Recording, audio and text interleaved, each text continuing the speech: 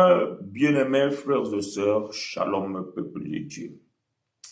Partagez la vidéo, appelez les amis, réveillez ceux qui dorment, parce que c'est l'heure du rendez-vous.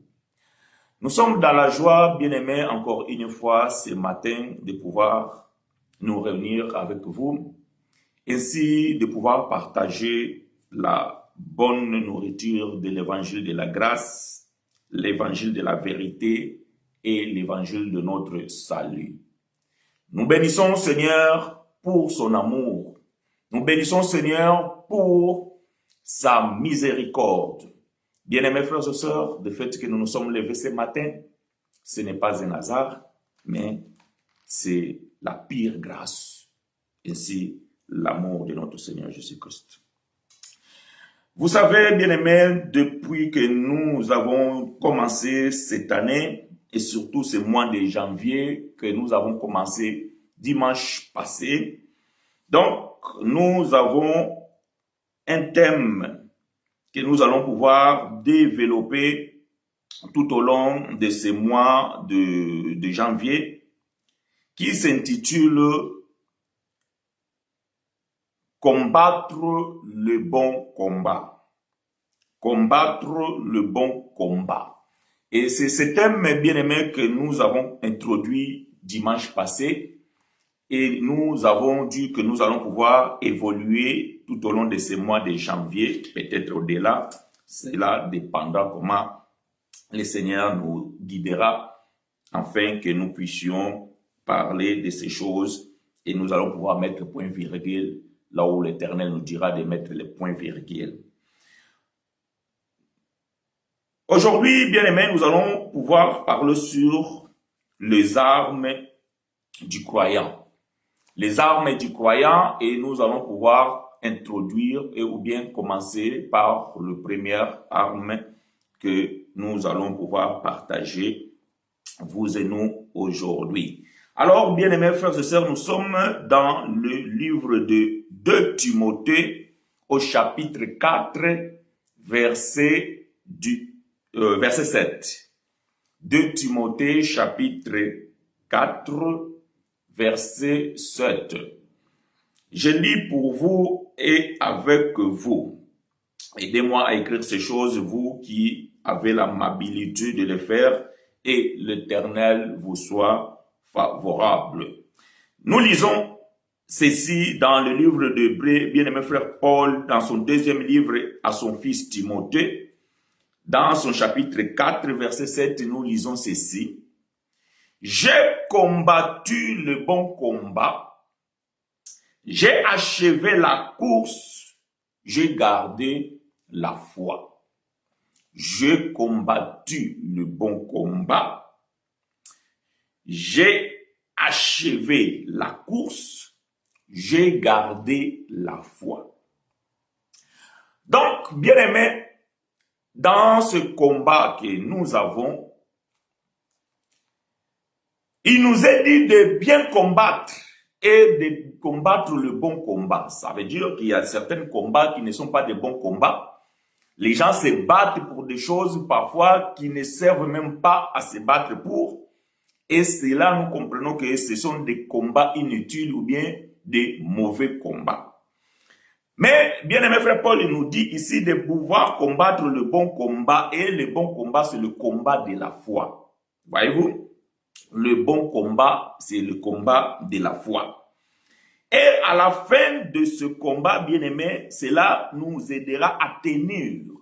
Cela nous aidera à pouvoir garder la foi. Si quelqu'un peut aider à écrire ces choses, cela va aider ceux qui viennent en retard pour pouvoir prendre les trains. Donc, nous avons lu 2 Timothée chapitre 4 et le verset 7. Voyez-vous donc, bien-aimés, dans ce combat, le but est que, à la fin du combat, c'est que nous devons garder la foi.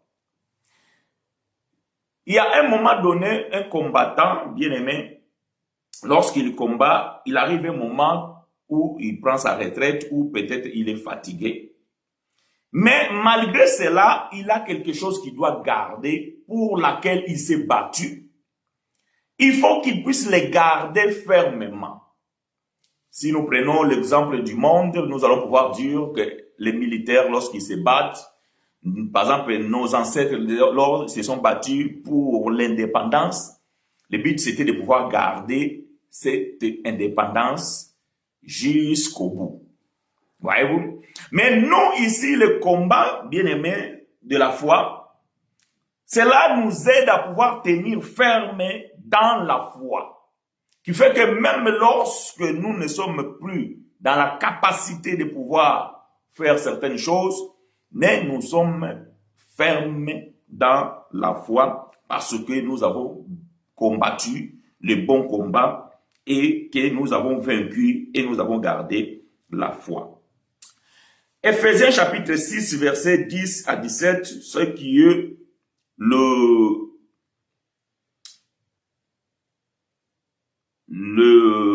chapitre ou bien le reçu des bases de cet enseignement, nous le tirons dans le livre de Éphésiens au chapitre 6 à partir du verset 10 jusqu'au verset 17 ou voire même verset 18.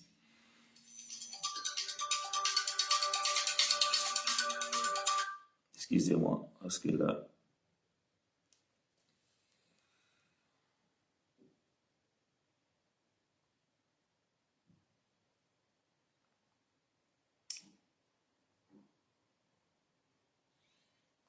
Voilà. Donc, je disais que la référence de base que nous avons, bien aimé, c'est dans le livre d'Éphésiens au chapitre 6. Merci, ma sœur Fanny, que l'Éternel te soit favorable. Nous sommes dans Éphésiens chapitre 6, versets 10 à 17. Alors, je vais d'abord lire dans la version Louis II, afin que nous allons pouvoir repérer les armes. Après, je vais faire une lecture dans la version Jean Calvin pour pouvoir expliquer clairement certains points. Nous sommes dans le livre d'Éphésiens chapitre 6, versets 10 à 17, je lis pour vous.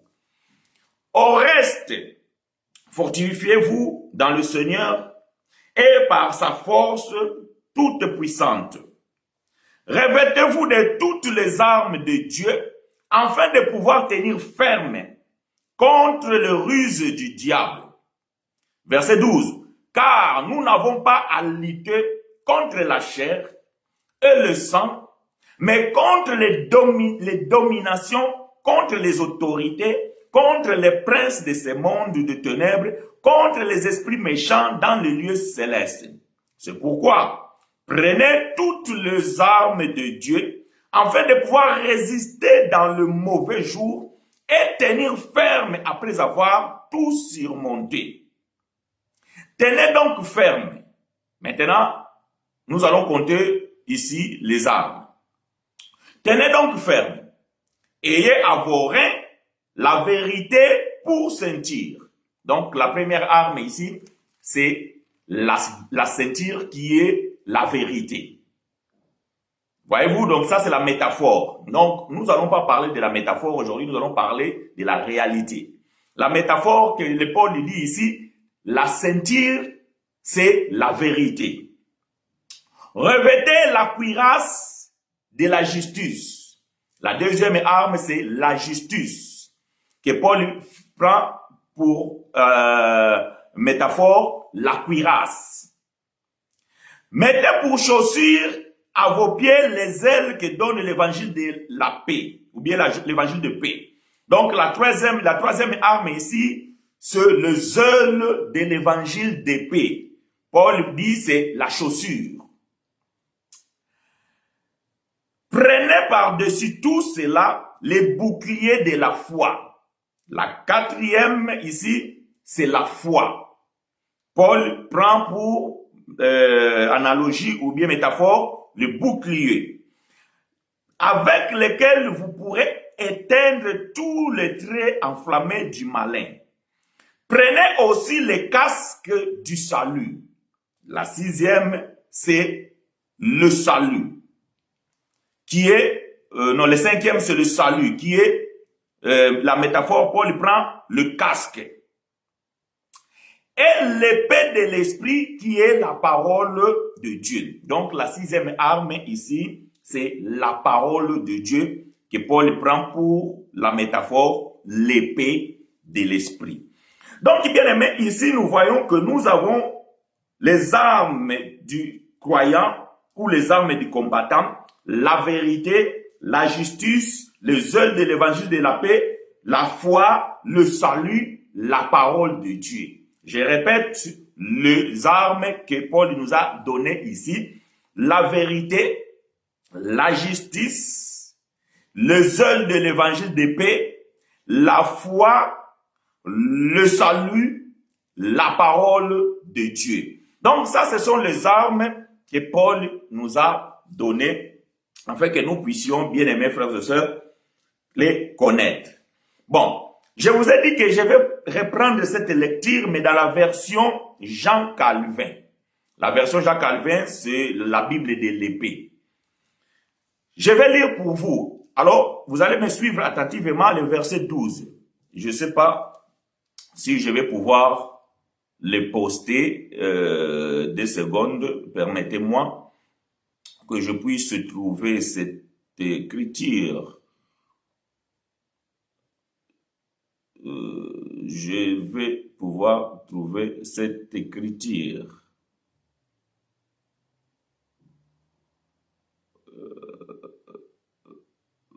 Ok. Le verset 12. Le verset 12. Le verset 12. Je vais essayer de poster cela.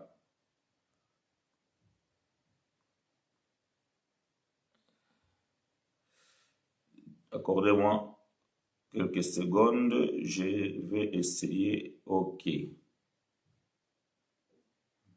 Voilà. Ça va apparaître sur vos écrans. Le verset 12. Je lis, donc, je vais lire la version Jean Calvin. La version Jean Calvin dit ceci. Au reste, voilà, donc ça apparaît là-bas, vous pouvez lire, vous allez comprendre.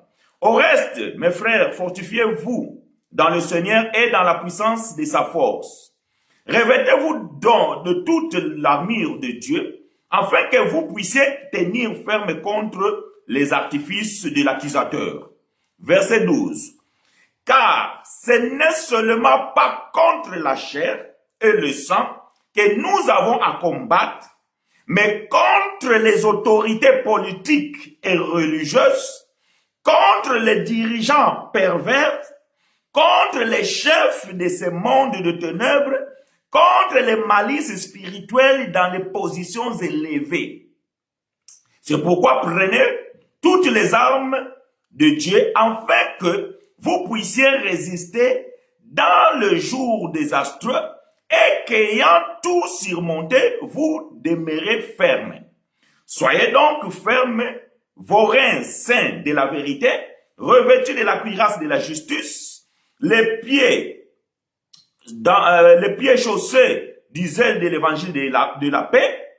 Prenez par-dessus tous les boucliers de la foi par le moyen du cœur, vous pourrez éteindre tous les traits enflammés du malin.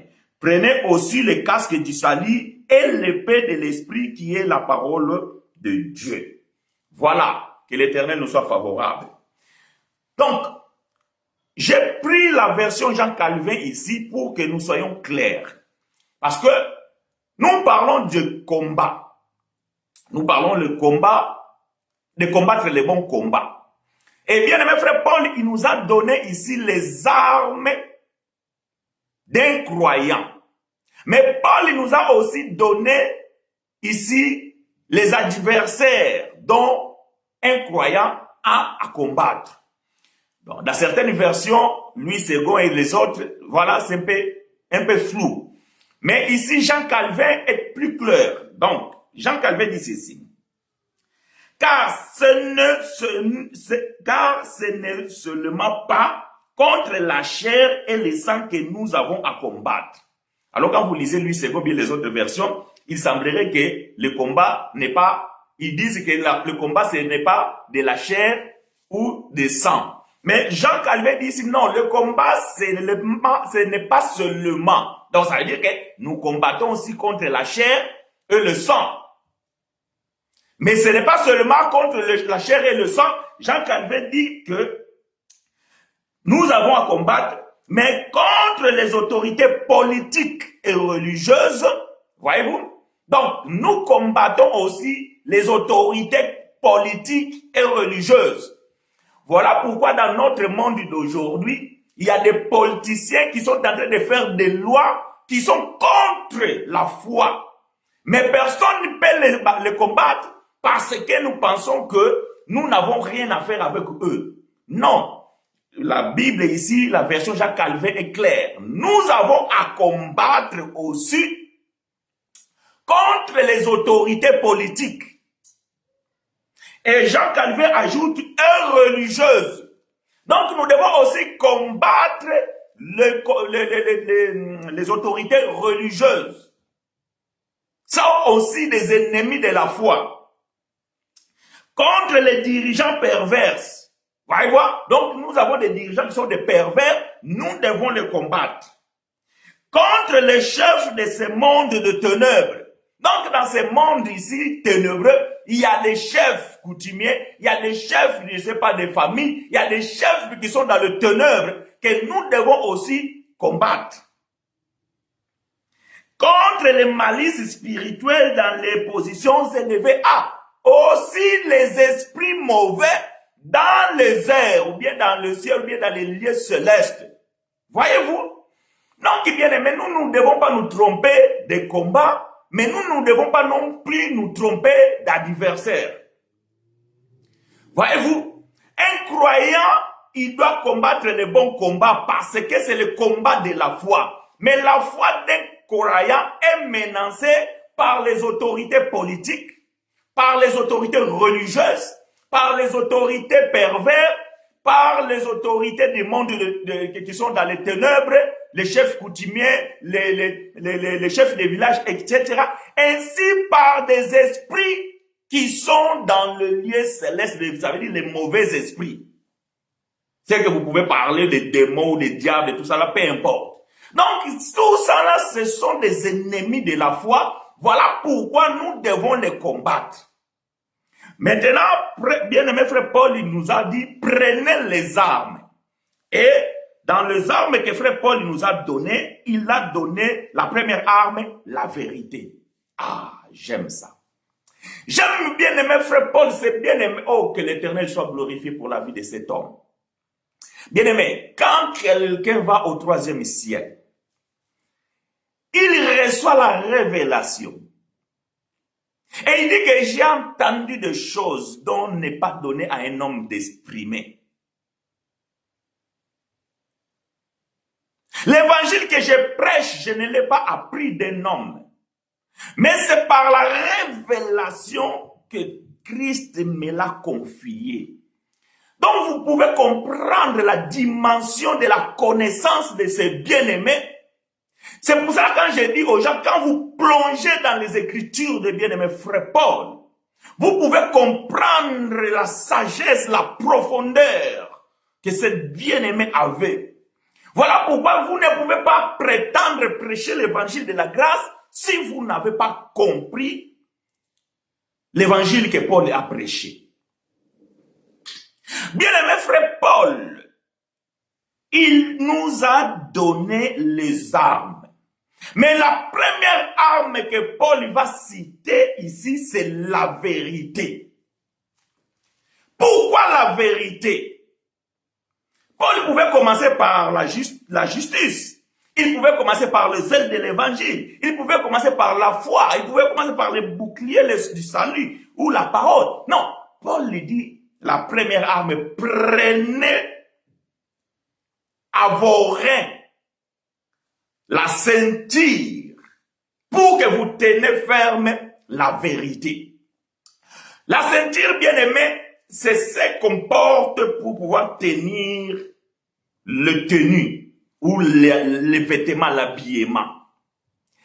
Et il est au centre de ton corps. Donc, on ne met pas la ceinture sur la tête, on ne met pas la ceinture sur les chaussures, sur les pieds. Non, la ceinture, on les met sur le centre du corps, afin de te faire tenir droit. Vous savez, nous qui sommes dans la génie civile, donc c'est-à-dire dans les bâtiments, quand tu commences à avoir le mal de dos, tu vas voir le médecin, il va te prescrire la ceinture.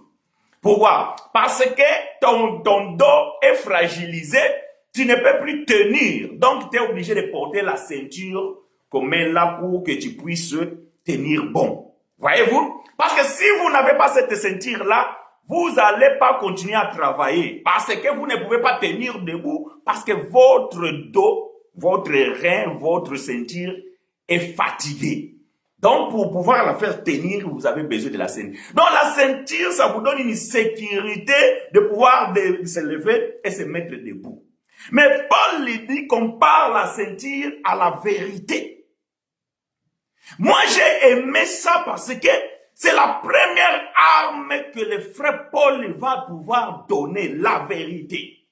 Et aujourd'hui, bien aimé, nous allons parler de la vérité comme l'arme d'un croyant. Alors, je vous invite, bien aimés frères et sœurs, d'ouvrir vos Bibles dans le livre de Jean chapitre 8.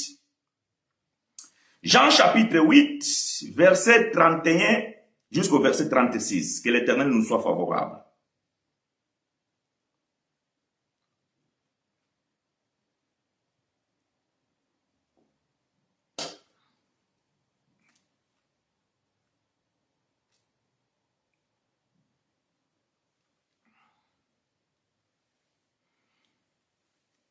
Jean chapitre 8, verset 31 jusqu'au verset 36. Aidez-moi à écrire ces choses, bien-aimés frères et sœurs. Je vais pouvoir lire avec vous et pour vous. Je lis Jean chapitre 8, verset 31 à 36. Et il dit aux Juifs qui avaient cru en lui, si vous demeurez dans ma parole, vous êtes vraiment mes disciples. Vous connaîtrez la vérité et la vérité vous affranchira. Ils lui répondirent, nous sommes la postérité d'Abraham et nous ne fûmes jamais esclaves de personne. Comment dis-tu, vous deviendrez libres? En vérité, je vous l'ai dit, leur répliqua Jésus, quiconque se livre au péché est esclave du péché. Or, l'esclave ne demeure pas toujours dans la maison, le Fils y demeure toujours. Si donc le Fils vous a franchi, vous serez réellement libre. Ah, j'aime ça. La vérité, bien-aimé, c'est une arme d'un croyant. Mais Paul dit que la première arme pour combat de la foi, c'est la vérité. Pourquoi la vérité? Et dans le récit que nous venons de lire de Jean chapitre 8, Dieu, ou bien Jésus, va être affronté avec les Juifs. Alors, il va dire que vous avez perdu le combat d'avance. Parce que vous devez comprendre que Jésus, en Israël, il n'a pas été bien reçu. Il était considéré comme un adversaire, un homme à battre. Donc, ils ont combattu Jésus de toute manière. Vous, les lecteurs de la Bible, vous savez. Ils ont cherché de toute manière de pouvoir combattre cet homme pour pouvoir le mettre par terre. Et dans cette conversation ici avec les Juifs, Jésus, il a identifié la faiblesse des Juifs. Il dit que vous êtes désarmés. Vous n'avez pas des armes pour pouvoir combattre. Vous n'avez pas des armes pour pouvoir m'affronter. Il dit que vous avez besoin d'être d'abord libéré. Ah, donc quand tu es un esclave, bien aimé, tu ne peux pas combattre. Voyez-vous? Un esclave ne peut pas se battre parce qu'il est assujetti à son maître. Bien aimé, quand un pays est esclavisé, ils n'ont pas la force de se battre. Il faut qu'il y ait des hommes libres. Il faut qu'il y ait des gens libres pour pouvoir combattre, pour pouvoir lutter, afin de libérer le peuple. Vous ne pouvez pas, bien aimé, vous battre lorsque vous êtes assujetti, voyez-vous, quand vous êtes l'esclave de quelqu'un, vous n'avez même pas, vous ne pouvez même pas oser vous battre. Parce que vous êtes assujetti. Vous êtes maltraité, méprisé. Et vous allez être là comme des paillassons. Anéantis, maltraités. On peut même vous tuer gratuitement parce que vous appartenez à celui-là. Vous êtes l'esclave de cet homme-là. Lorsque un pays est assujetti par une puissance, ce pays est, comment dirais-je, est maltraité. Voyez-vous? Nous connaissons l'histoire. Comment est-ce que l'Afrique a été prise par les colons et comment est-ce qu'ils ont maltraité nos ancêtres. Voyez-vous? Et nos ancêtres, donc, lorsqu'ils se sont aperçus qu'ils étaient devenus des esclaves, c'est alors que nous lisons dans l'histoire, il y a eu des reines, des rois, il y a eu des gens qui se sont révoltés. Pourquoi? Parce qu'ils ont compris que si nous continuons à être des esclaves, nous allons pourrir ici. Ces gens-là, ils vont nous assujettir, ils vont nous finir. Donc, la liberté, bien aimée, c'est quelque chose que nous avons besoin. Parce qu'un homme libre, bien aimé, il a la capacité de pouvoir combattre. Un homme libre, il a la capacité de pouvoir revendiquer des choses. Un homme libre, bien aimé, il a la capacité de pouvoir tenir face à son adversaire. Mais quand vous êtes ligoté, quand vous êtes enfermé, vous n'avez pas la force. Vous ne pouvez rien faire, vous ne pouvez même pas affronter, vous ne pouvez même pas parler, parce que vous êtes liés. Vous avez besoin d'être affranchi, vous avez besoin d'être libéré. Et Paul dit, la première arme du croyant, c'est la vérité. Et Jésus est en train de dire ici que la vérité libère. Donc la vérité vous affranchit. Donc un croyant bien-aimé qui n'est pas libre,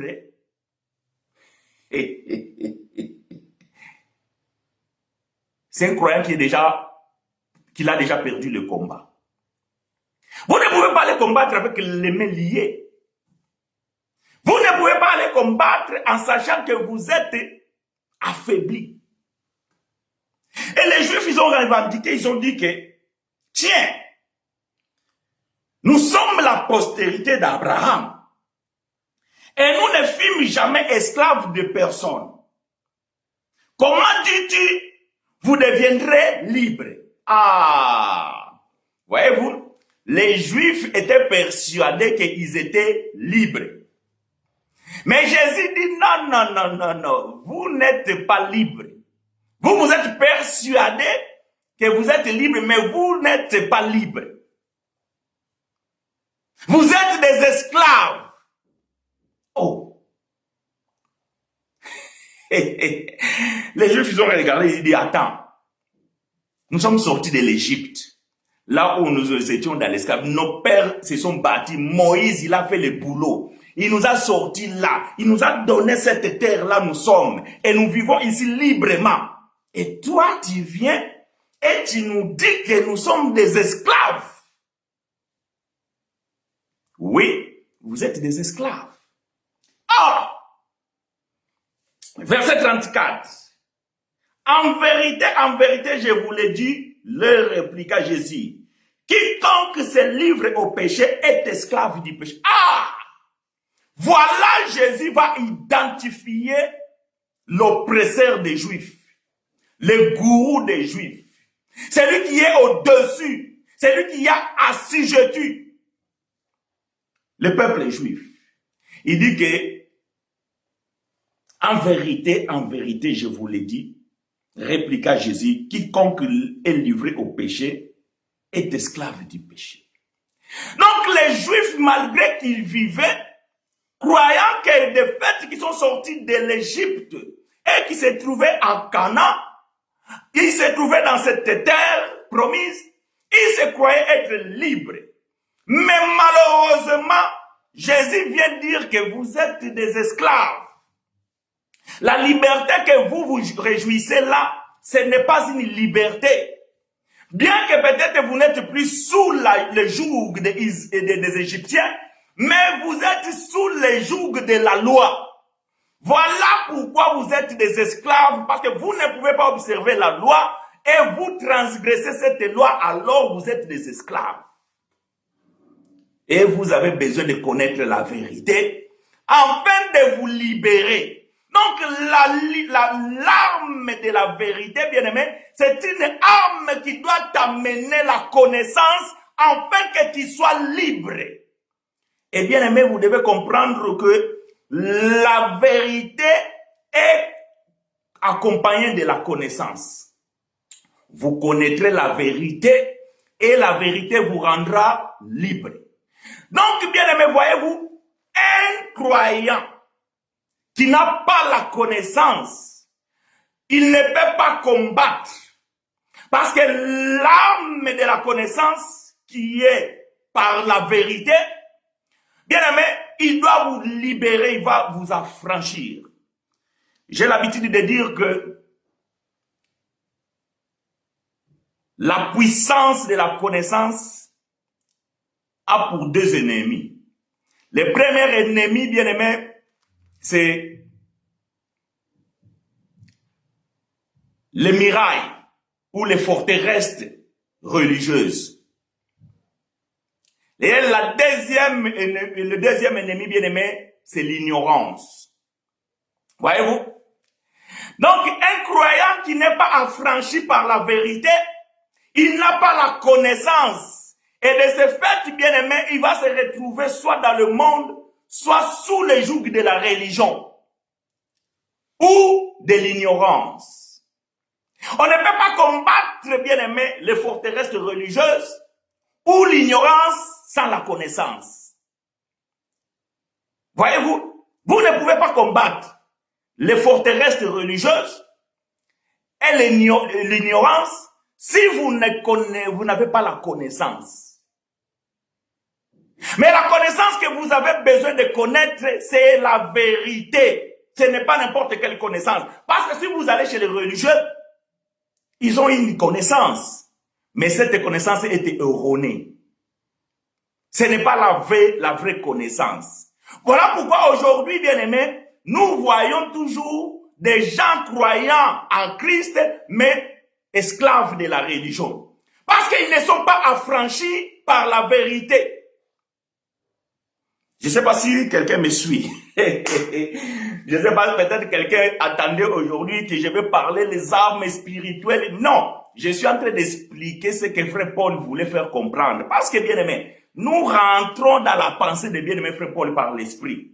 Et nous sommes inspirés par cette connaissance et nous avons reçu la révélation afin de pouvoir transmettre au peuple la pensée de bien aimé frère Paul. Voilà pourquoi Paul nous a donné la première arme, la vérité. Et la vérité doit vous affranchir. Parce que si vous n'êtes pas affranchi, bien aimé, vous ne pouvez pas combattre. Même si vous portez le casque du salut. Même si vous portez l'épée de l'esprit qui est la parole. Même si vous portez la justice qui est la cuirasse. Même si vous portez les ailes qui est l'évangile de la paix. Mais si vous êtes enfermé, malgré vous, malgré ces choses, vous ne pouvez rien faire.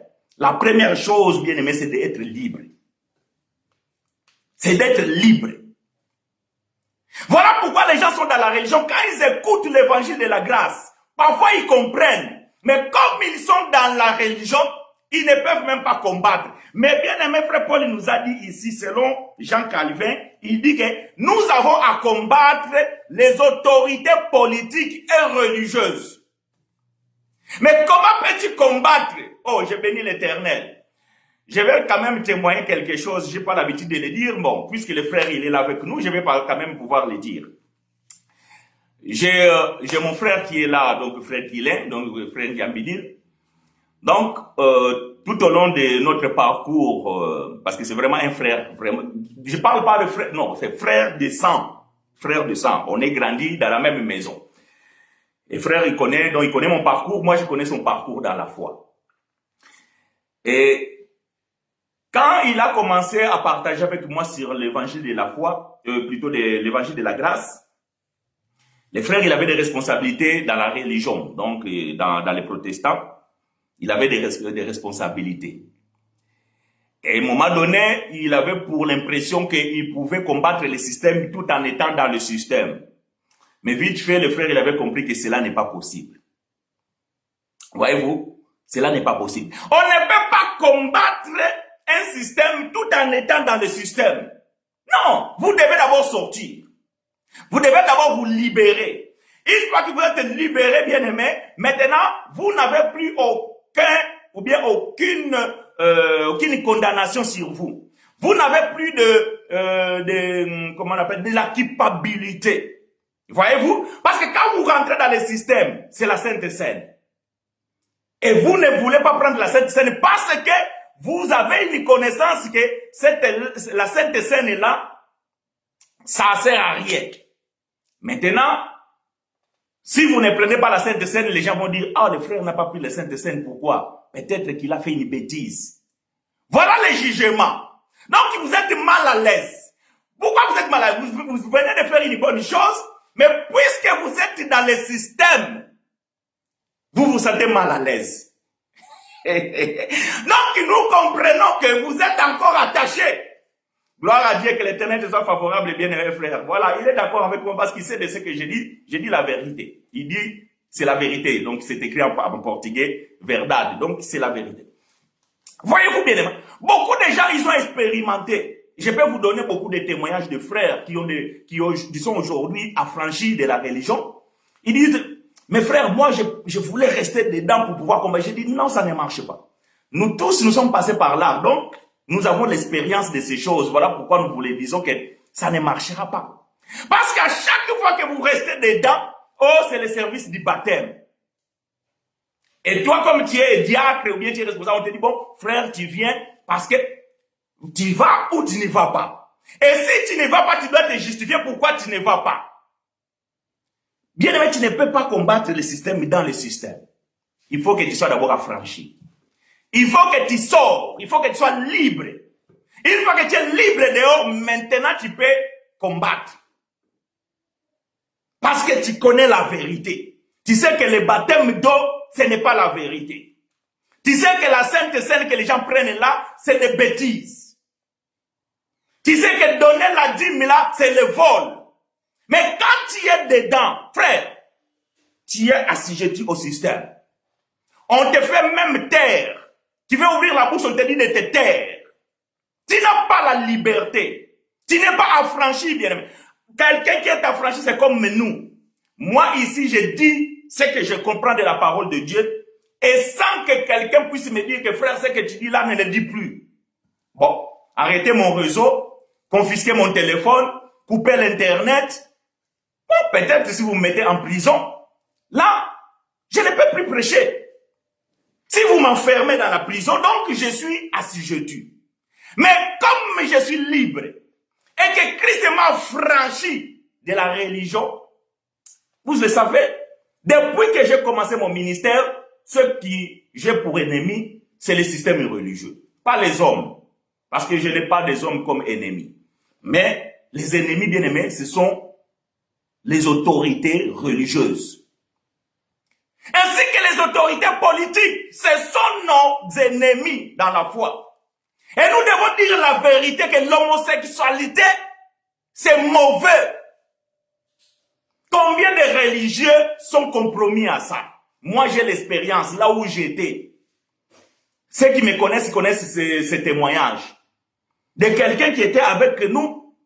Dieu l'a créé homme. Mais lui, il s'est fait devenir femme. Et dans l'église, il avait la responsabilité de diaconesse. Les pasteurs titulaires, comme ils aiment le dire, ils savaient la chose. On me l'a caché parce que ils savaient que ma position, cela ne peut pas être, je ne peux pas l'accepter. On me l'a caché. Quand le pasteur est décédé, j'ai pris les responsabilités principales dans l'église. J'ai été mis au courant de cette situation. J'ai agi par rapport à la parole de Dieu. Mais ceux qui m'ont combattu, bien aimé, ce n'est pas l'État. C'est d'abord les autorités religieuses. pour me faire comprendre que j'étais dans le tort, que Dieu est amour, si Dieu l'aime, pourquoi toi tu ne peux pas? Voyez-vous, voilà une fausse vérité. Donc Dieu est amour, donc nous devons accepter tout et n'importe quoi.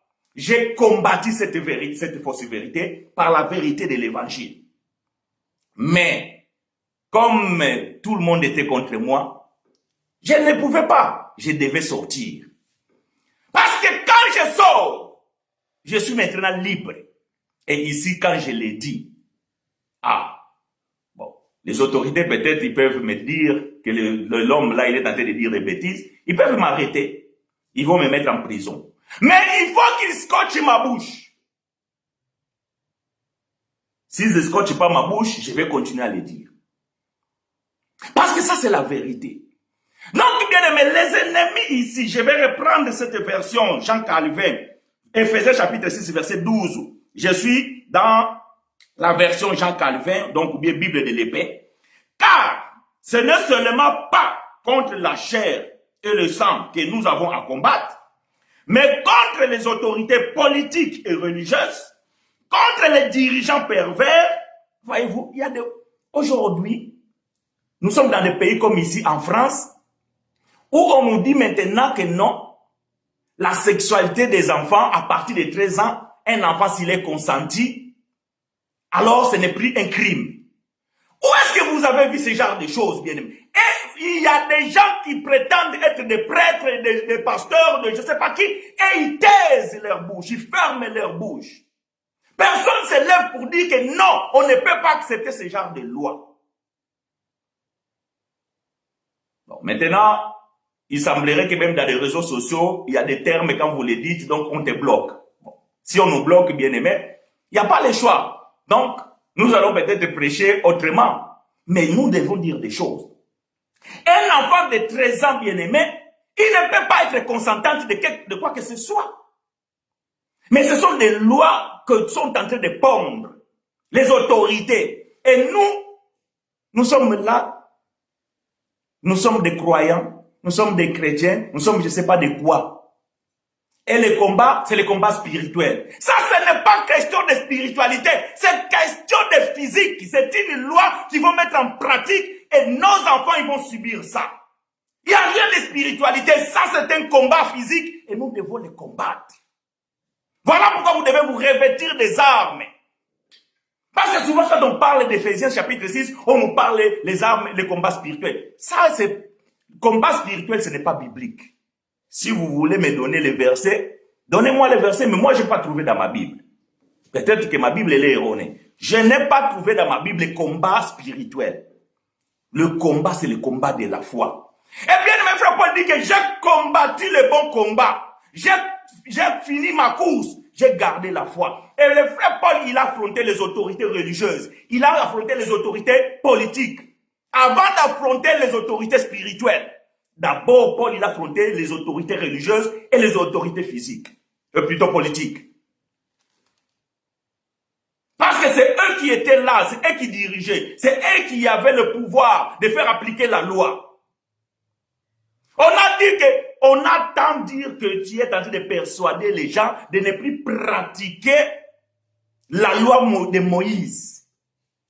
Paul dit oui, parce que ce que Moïse a dit, c'est l'ombre des choses à venir, le corps est en Christ. C'est lui dont vous avez tué et qui est ressuscité le troisième jour. C'est lui que je prêche, c'est Christ ressuscité et c'est lui qui vous donne la vie. Oh, le roi Agrippa, il a regardé Paul, il dit, je pense que ton intelligence te fait devenir fou. Tu veux me persuader de devenir chrétien. Ah, voyez-vous, donc Paul affronter les autorités sans pourtant compromettre la foi.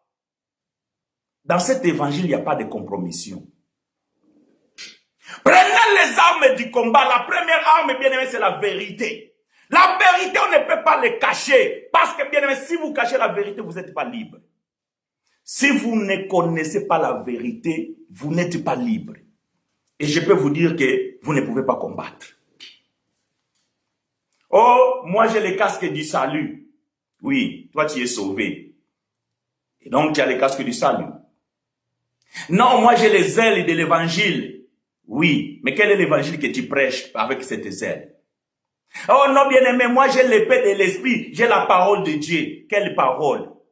La dîme, le baptême. Non, bien-aimé, la vérité. Voilà les premières armes. Vous connaîtrez la vérité et la vérité va vous libérer. La vérité va vous affranchir. Voilà, bien-aimé, ce que bien-aimé Paul va dire. Je suis dans le livre de Galates, chapitre 5, verset 1. Que l'Éternel nous soit favorable, bien-aimés frères et sœurs. Donc aujourd'hui, nous sommes en train de parler de la première arme qui est la vérité. Dimanche prochain, nous allons parler de la deuxième arme qui est la justice.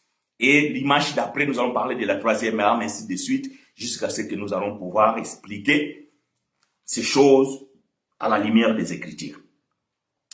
Galates chapitre 5, verset 1. Frère Paul il avait déjà dit à ses contemporains cette réalité. Et voilà ce que Paul va écrire aux Galates.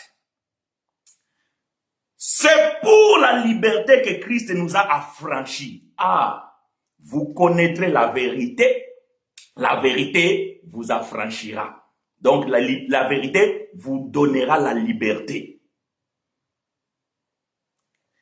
C'est pour la liberté que Christ nous a affranchis. Demeurez donc fermes et ne vous laissez pas mettre de nouveau sous le joug de la servitude. Bien-aimé frère Paul, il a compris ce que les Juifs ne comprenaient pas. Jésus dit que si le Fils de l'homme vous affranchit, vous serez réellement libre. Oh, nous ne sommes jamais, ou bien nous avons été jamais esclaves de personne. Comment tu peux nous dire que nous serons libres? Jésus dit, si, vous êtes des esclaves. Vous êtes des esclaves de la loi. Et tant que vous n'êtes pas affranchis de la loi, vous ne pouvez pas combattre. Et tant que vous n'êtes pas affranchis de la loi, vous êtes affaiblis. Voilà ce que Paul est en train de dire ici aux Galates. Il dit que c'est pour la liberté que Christ nous a affranchis. Demeurez donc fermes et ne vous laissez pas mettre de nouveau sous le joug de la servitude. Et qu'est-ce que c'était la joug, ou bien le joug de la servitude? C'était la loi de Moïse. Donc, la religion, le judaïsme. De même si nous aussi, bien-aimés, c'est pour la liberté que Christ nous a affranchis de la religion des hommes. Afin que nous ne soyons plus sous le joug de la religion. Moi, frère chinois, que vous voyez ici, non, aucun religieux. Ah non, mais je l'ai dit, aucun religieux peut me convaincre à quoi que ce soit en dehors de la vérité de l'évangile de la grâce. Il n'y en a pas. Qu'est-ce qu'il va me dire que je vais croire? La dîme, le baptême des eaux, la Sainte Seine, aller dans la montagne, gêner pour obtenir le mariage, gêner pour chasser les démons. Non, vous ne pouvez pas me convaincre avec ces bêtises. Parce que je suis affranchi. Parce que je connais la vérité et je suis affranchi de la servitude de la religion. Je suis affranchi de la servitude de ce monde. Parce que je connais la vérité. Et cette arme, bien aimée, c'est une force pour combattre l'ignorance et les forteresses religieuses.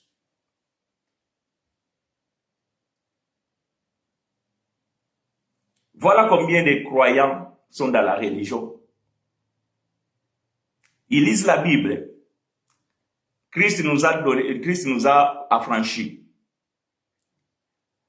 Ils lisent la Bible. Christ a ôté le péché. Ils lisent la Bible. Nous sommes justifiés par la foi. Bon, ça c'est point nous allons le développer la semaine prochaine, la justice, comme la deuxième arme. Nous sommes justifiés par la foi. Les mêmes chrétiens, les mêmes croyants qui parlent ça dans la religion, c'est lui aussi qui prie. Seigneur, je suis pauvre pécheur, ayez pitié de moi. Oh Seigneur, justifie-moi. Donc, voyez-vous que les gens sont tarés. Excusez-moi d'utiliser ce terme. Les gens sont tareux. Donc, c'est quelqu'un qui est gracié, mais il se considère toujours esclave ou bien prisonnier. Alors que il est gracié, il est dans le temps de la grâce. Pourquoi? Parce qu'il n'a pas la connaissance de la vérité. Quand il n'a pas la connaissance de la vérité, frère, sœur, tu es toujours esclave. Et maintenant, vous voulez combattre. Vous allez combattre à base de quoi? Vous n'avez pas la connaissance. Vous n'êtes pas libre. Vous allez combattre quoi? Et qui? Et comment? Malheureusement, voilà pourquoi beaucoup de frères, beaucoup de sœurs, ils sont là.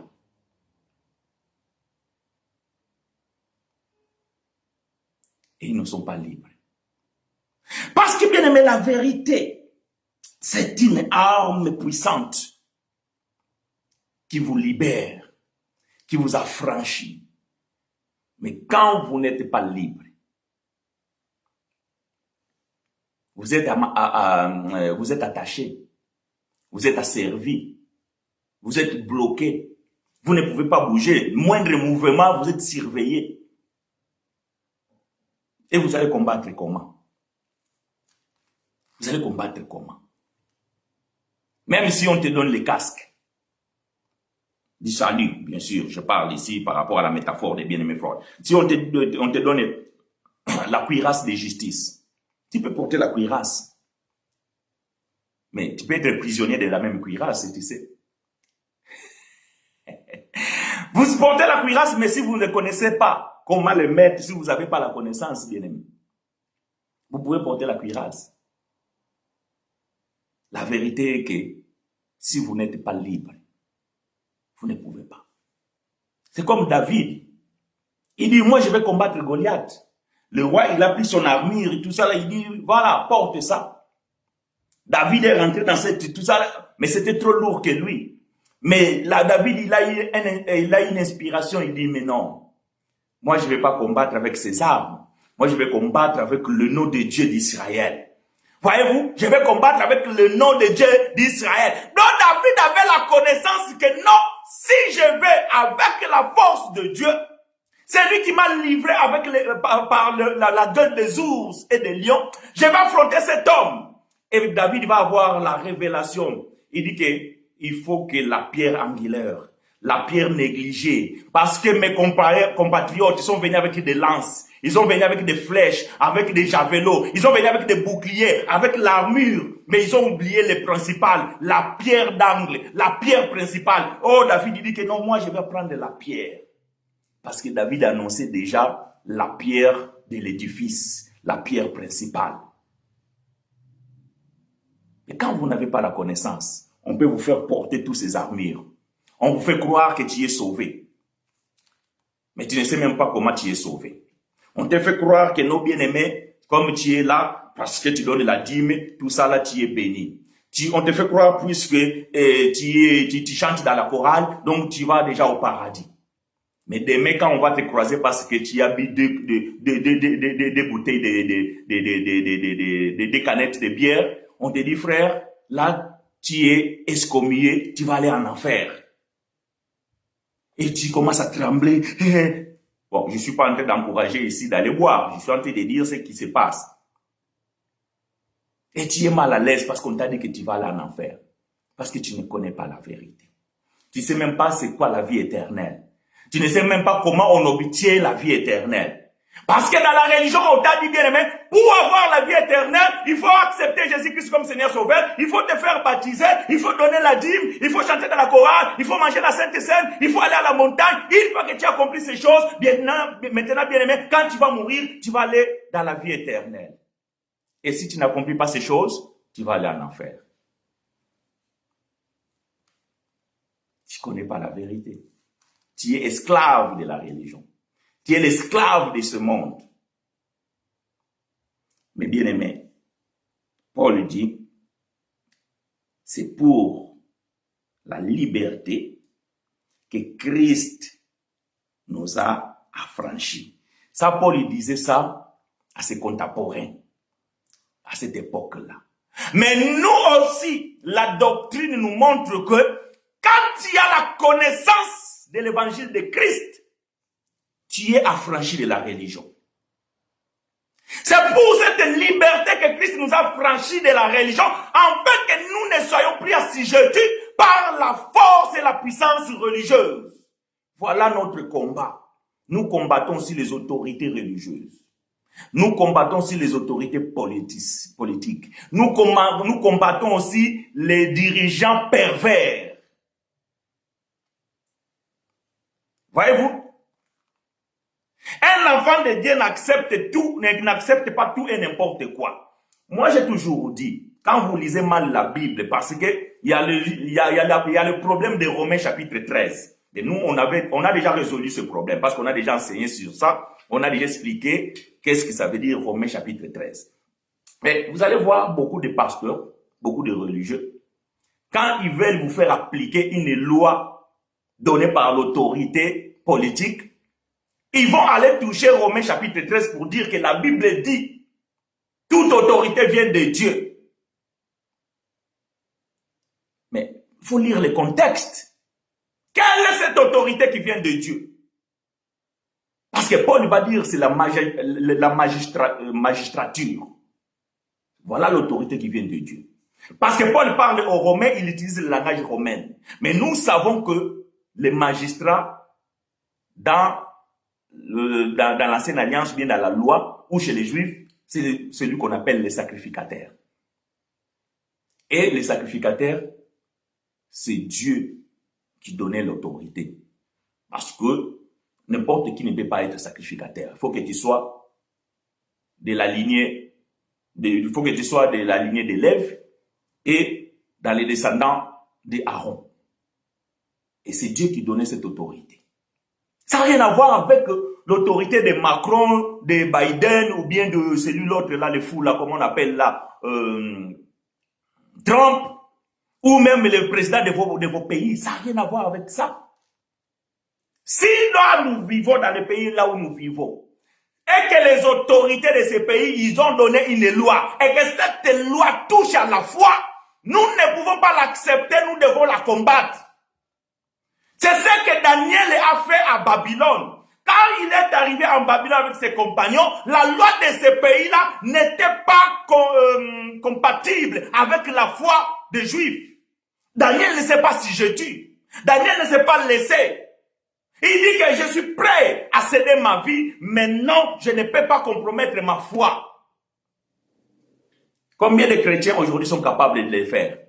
Vous ne pouvez pas le faire, pourquoi? Parce que vous ne connaissez pas la vérité et que vous n'êtes pas libéré. Et vous voulez combattre qui? Vous pouvez combattre une autorité qui vous a mis une loi, que vous ne pouvez plus faire ça?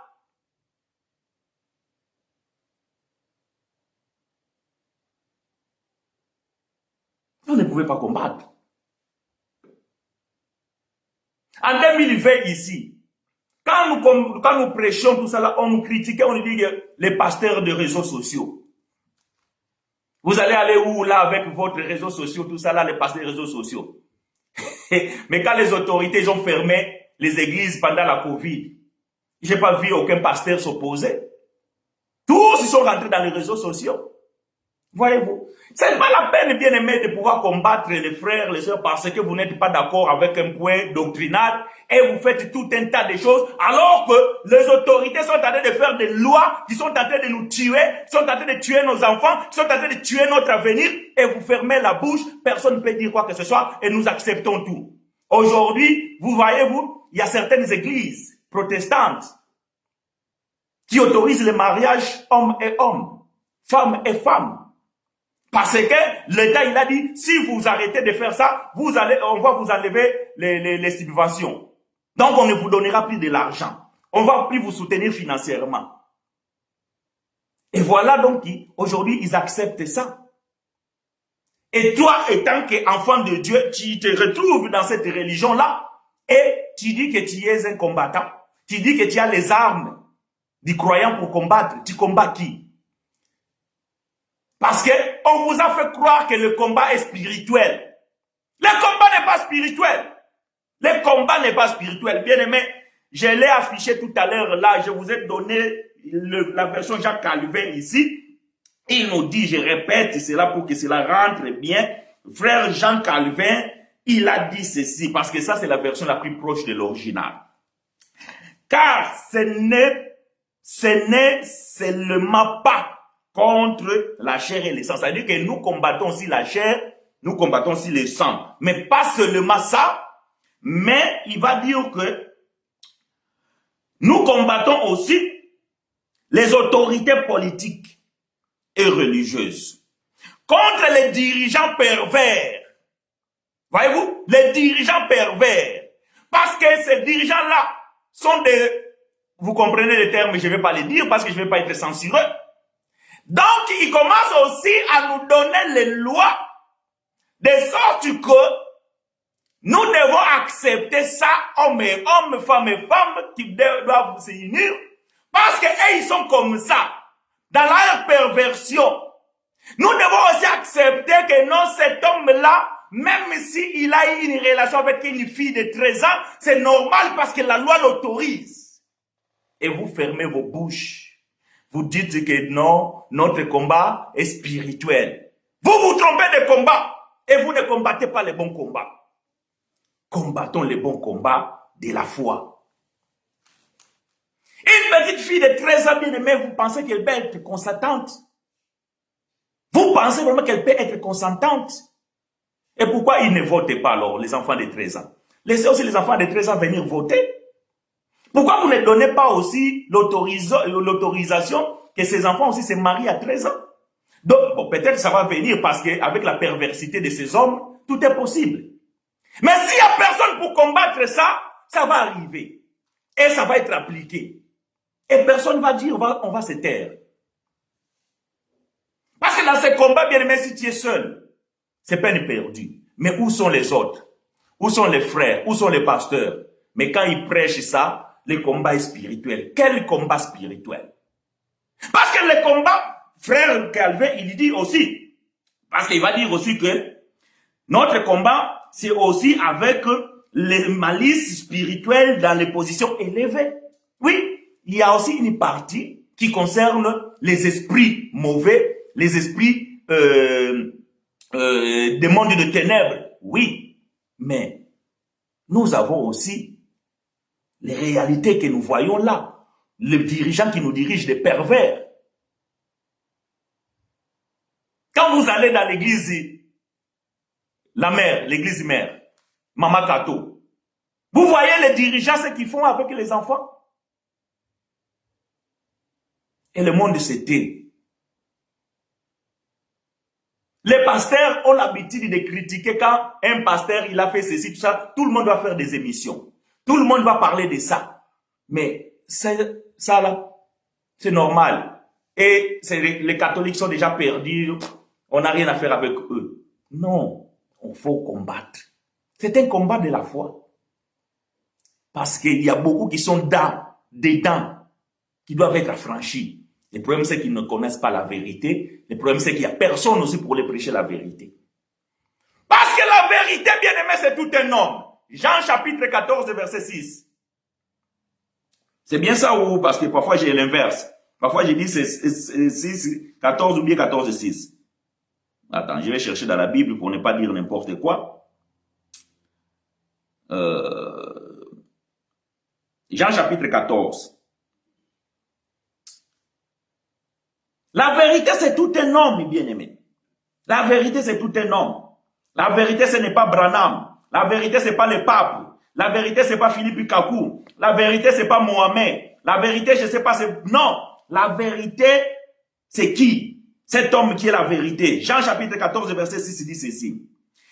Jésus lui dit, je suis le chemin, la vérité et la vie. Donc la vérité, c'est un homme, cet homme, c'est Jésus. C'est lui qui est la vérité. La vérité, c'est la parole. La parole s'est faite chair. Est venue parmi les hommes. Les hommes, ils l'ont rejeté, les hommes, ils l'ont combattu. Voilà pourquoi les Juifs devaient rester assujettis. Parce qu'ils ont combattu la vérité.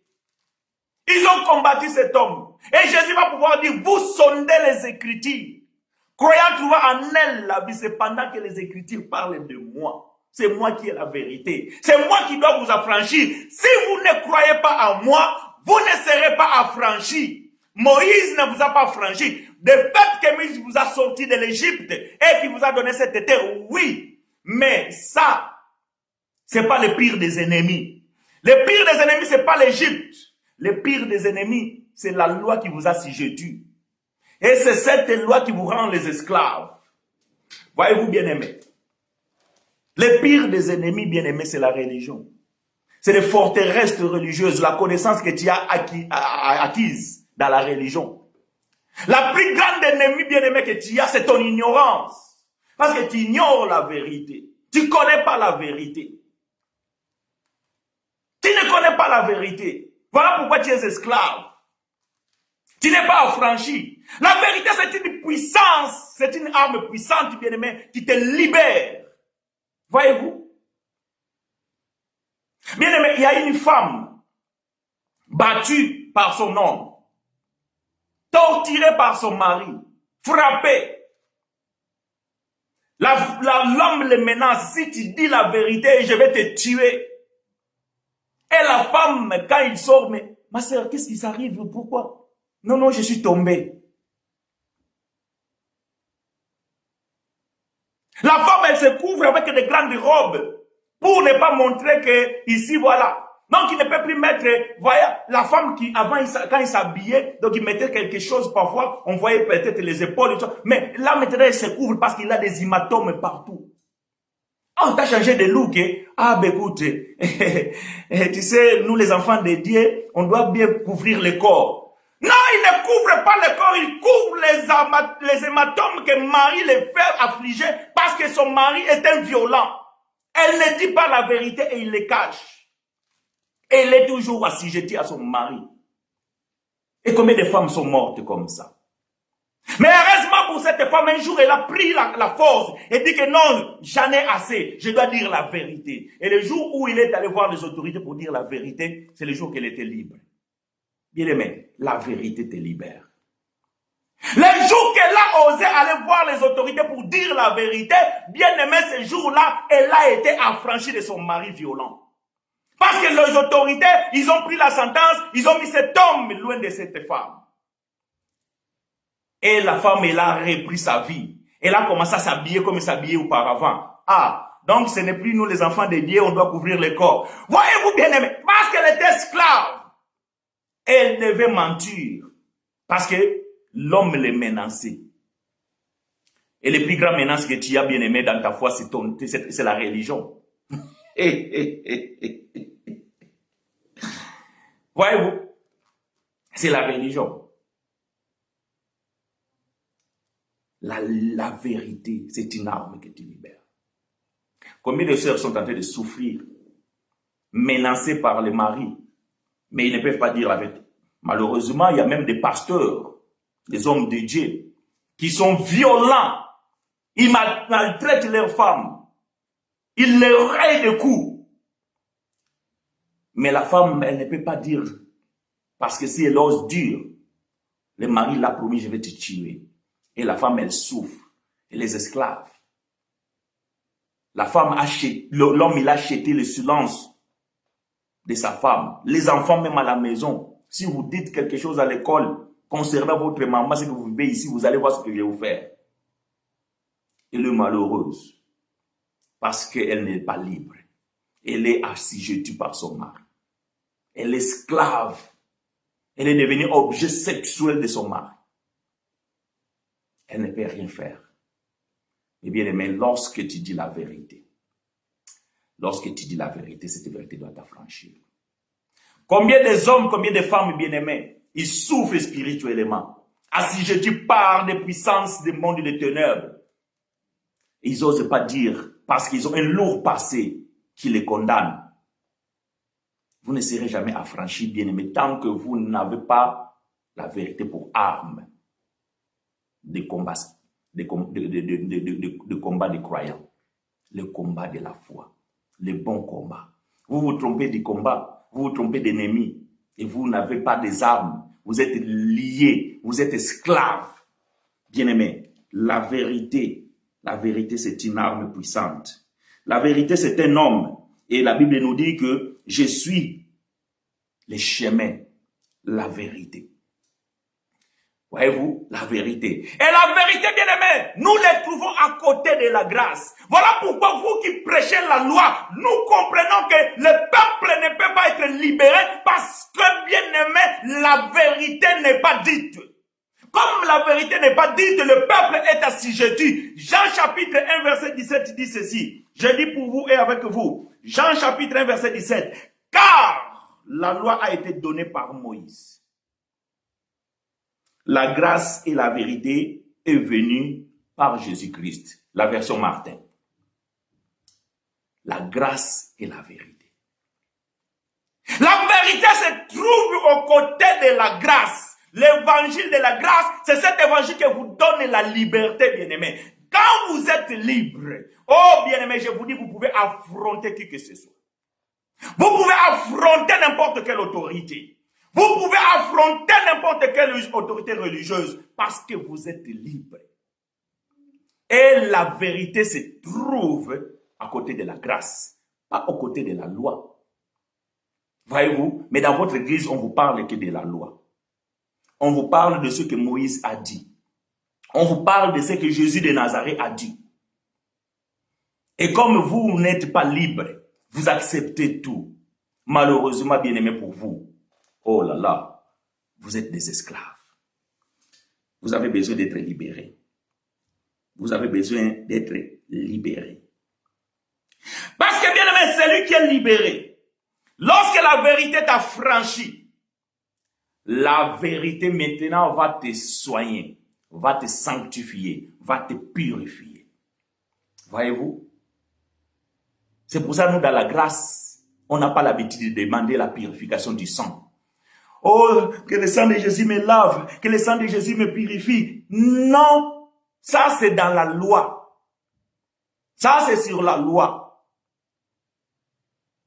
Jean chapitre 17, verset 17. Sœur Ina, je vais revenir. Je vais pouvoir lire ce que vous avez lu. Parce qu'aujourd'hui même, je ne voulais pas prendre des questions. Donc, si je ne peux pas te répondre, je vais noter la question pour pouvoir répondre après. Parce que je ne vais pas être trop long par rapport à l'heure. Mais, Jean chapitre 17, verset 17.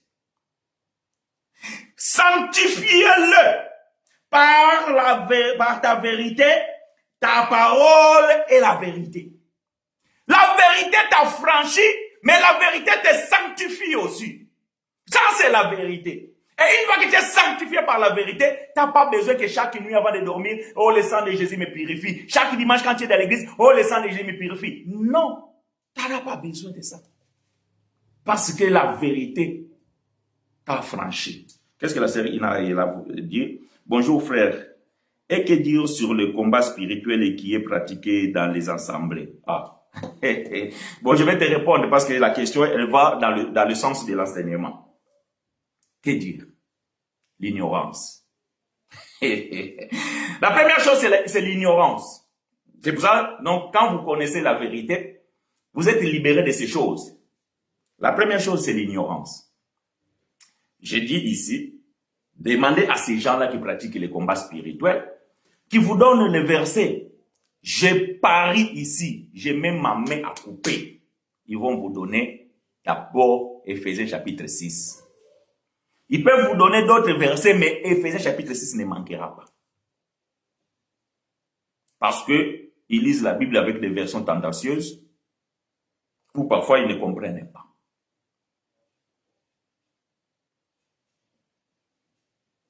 Les combats spirituels, ok. Admettons que dans ce combat spirituel, maintenant, la vérité, dans le combat spirituel, tu vas l'utiliser comment? Comment tu vas utiliser l'arme comme la vérité dans le combat spirituel? Tu vas dire au diable, Satan, tu es menteur, je te dis la vérité. Tu es menteur, je te dis la vérité. Et le Satan, il va prendre la poutre de scampette parce que tu as dit dans ta bouche que tu dis la vérité au Satan. Le combat n'est pas spirituel. Le combat n'est pas spirituel. Bien que il y a des esprits qui nous menacent, il y a des esprits. Mais toi, tu es charnel. Toi, tu es charnel. Tu as la chair, tu as l'âme et tu as l'esprit. Donc, le combat spirituel, c'est quoi?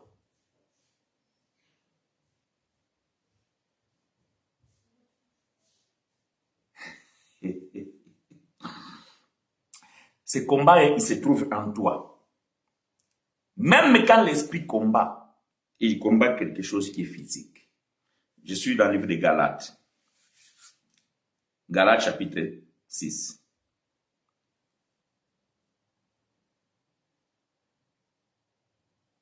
Non, Galates chapitre 5.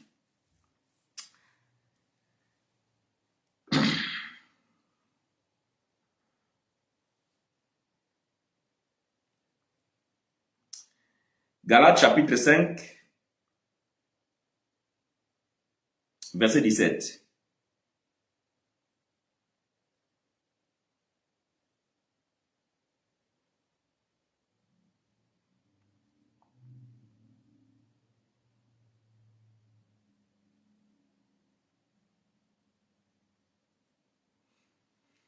Je lis pour vous et avec vous. Car la chair a des désirs contraires à ceux de l'esprit, et l'esprit en a de contraires à ceux de la chair. Et ces deux choses sont opposées l'une à l'autre, afin que vous ne fassiez point les choses que vous voudriez. Voyez-vous, le combat, il est là.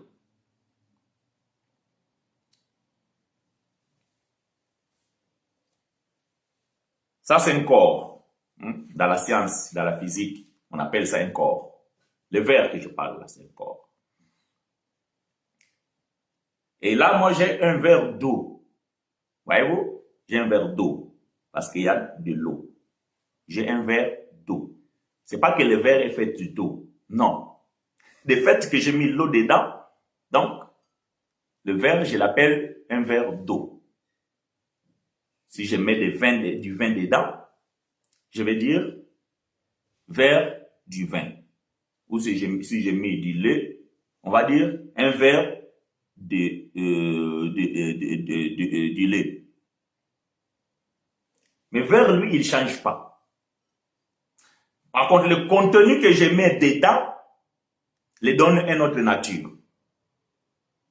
Donc, on peut l'appeler verre d'eau, verre de thé, verre du vin, verre du lait, verre du jus, verre je ne sais pas de quoi, verre du sucre, verre de la farine.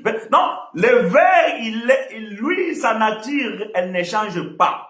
Mais le contenu que je mets dedans, ça lui donne une autre caractéristique.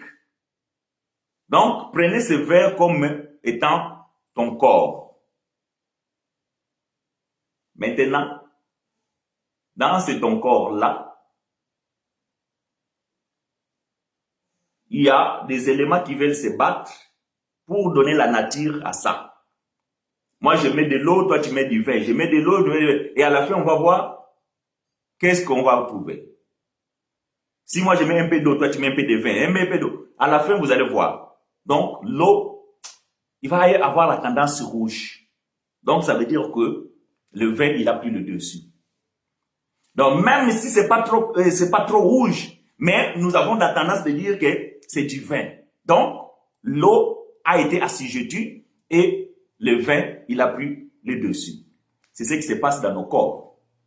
La chair conduite par l'âme et ils se battent avec l'esprit parce que les désirs sont conçus à partir de l'âme. C'est parti de l'âme où on a le désir de voler, le désir de manger, désir, je ne sais pas, de s'habiller, de se laver, de faire tout ce que l'homme veut faire. Il tire ses désirs à partir de l'âme. Maintenant, la chair, elle prend force à partir de l'âme. Mais l'esprit, maintenant, te dit que tu ne peux pas voler. Mais la chair dit, je vais voler. Et les deux, ils commencent à se battre. Voilà le combat. Voyez-vous? Voilà le combat. Maintenant, l'acte de voler, est-ce que c'est spirituel? Cet acte n'est pas spirituel. Donc, c'est un sentiment qui est créé par l'homme, par le désir, et tu veux le faire. Le combat spirituel, ce n'est pas biblique. La Bible ne parle pas le combat de l'esprit. La Bible parle le combat de la foi. Parce que, d'après tout, le but de l'adversaire, de l'ennemi, ou je ne sais pas de qui, c'est que tu tombes. C'est que ta foi puisse défaillir. C'est ça. Je reviens de ce que j'étais en train de dire. La vérité, elle te sanctifie. Quand tu connais la vérité, tu es sanctifié. Tu n'as pas besoin, bien-aimé, de prier le sang de Jésus, d'invoquer le sang de Jésus pour te purifier. Non. Tu n'as pas besoin d'aller te faire baptiser dans les eaux, je ne sais pas, des Jourdains ou je ne sais pas où là, pour te purifier. Non. C'est la vérité. La parole de la vérité. C'est cette parole qui te sanctifie. C'est cette parole qui te sanctifie.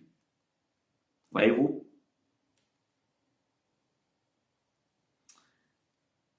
La vérité, bien-aimé, c'est une arme puissante.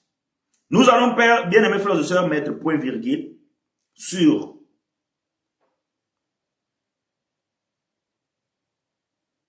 en lisant Tite chapitre 1.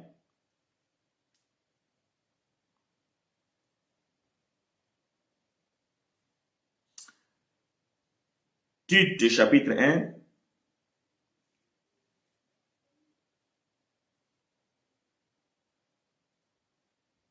Verset 1 à 3.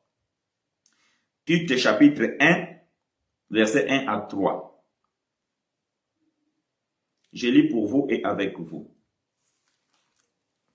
Livre de bien-aimé frère Paul à son enfant Tite, au chapitre 1, verset 1 à 3. Je lis pour vous et avec vous.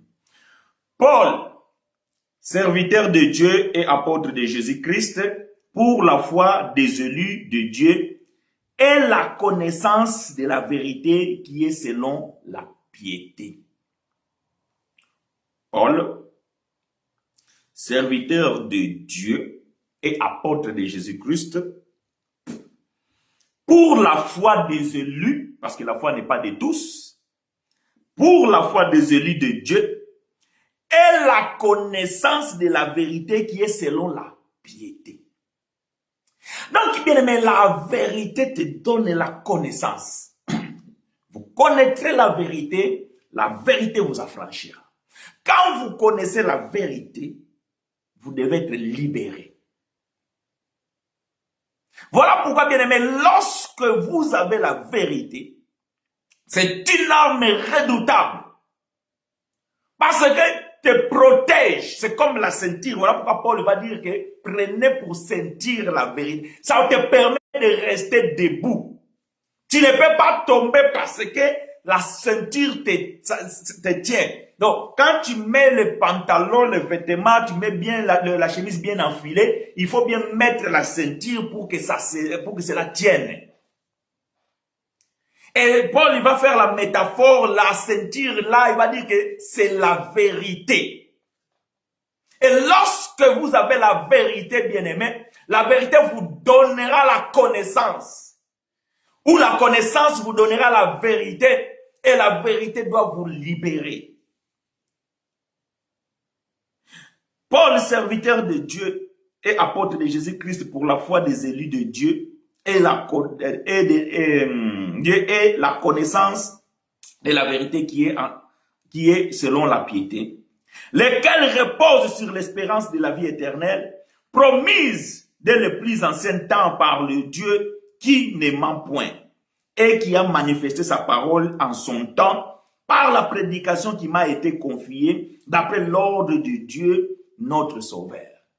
Donc, bien-aimés, les prédicateurs, nous avons le devoir de prêcher la vérité, apporter la connaissance, aux élus de Dieu, afin que les élus de Dieu soient affranchis de toute espèce de malice, que ce soit dans le monde de ténèbres, que ce soit par des dirigeants pervers, que ce soit par des autorités politiques ou religieuses, que ce soit par des esprits du monde de ténèbres. Nous devons prêcher la vérité afin d'obtenir la connaissance de ces choses et de savoir que nous avons avec nous la vérité qui est un homme, qui est le Seigneur.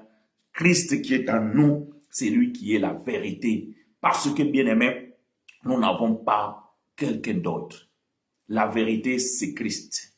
La vérité, c'est la parole de Dieu. La vérité, c'est le logos. Lorsque, bien-aimés, vous recevez la parole de la vérité, l'évangile de la grâce. L'évangile de la grâce, cela vous affranchit. Et cette parole vous sanctifie. Et l'Esprit Saint va être activé dans votre vie. Et là, maintenant, bien-aimé, vous pouvez marcher selon l'Esprit. Et vous n'accomplirez plus les désirs de la chair.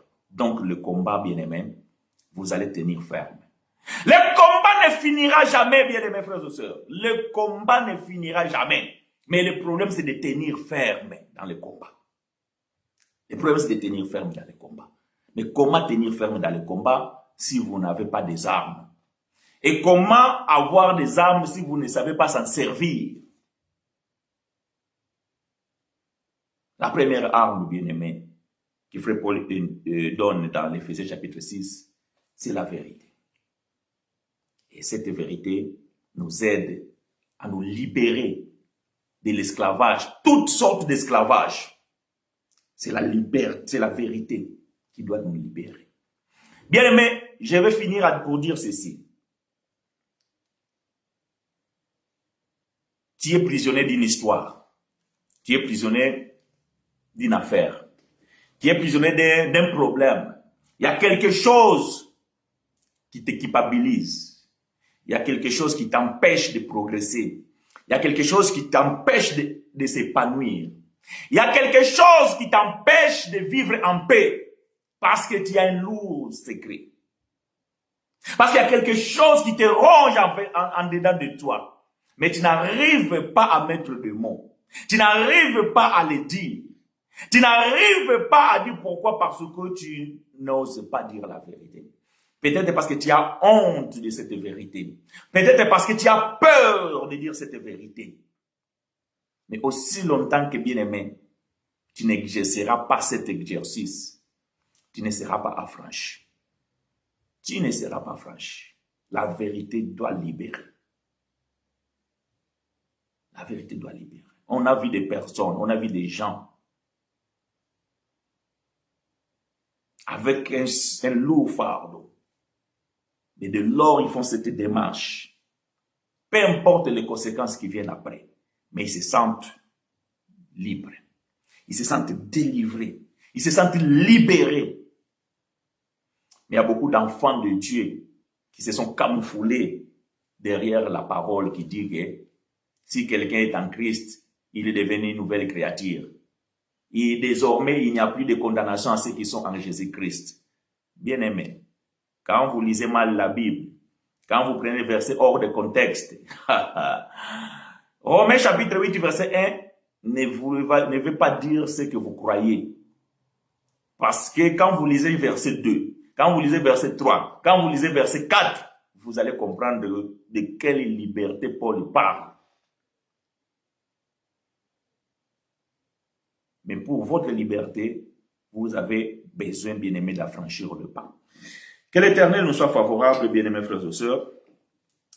Que Dieu de grâce, d'amour, de compassion, il nous aide.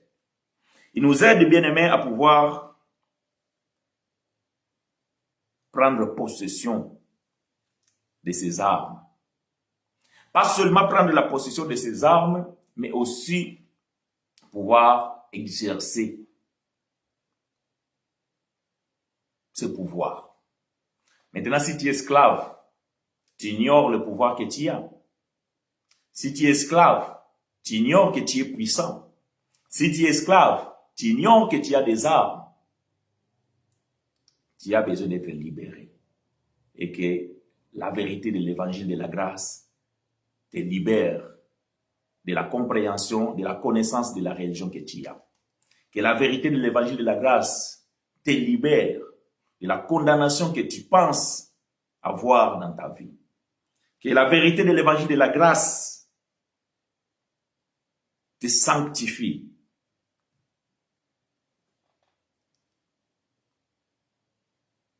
Que Dieu de gloire, que Dieu de paix nous accorde cette grâce. Nous allons prier, bien-aimés frères et sœurs.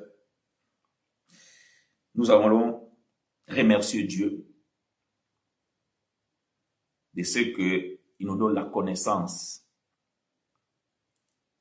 Nous allons remercier Dieu de ce qu'il nous donne sa parole pour connaître ce qui lui, il a enfermé dans cette parole.